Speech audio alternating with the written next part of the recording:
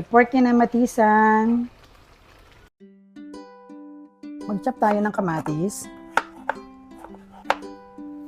Mag-chop din tayo ng sibuyas sa puti at ilagay natin sa ating food processor. Hindi namang hindi ilagay sa food processor, pero mas gusto ko kasi itong nilalagay na dito para mas madali siyang maluto.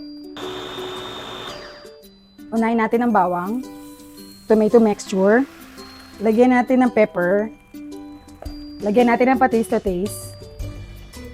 Ilagay na natin ang ating pork. Ang ginamit ko dito ay pork kasi mas may taba-taba, mas masarap.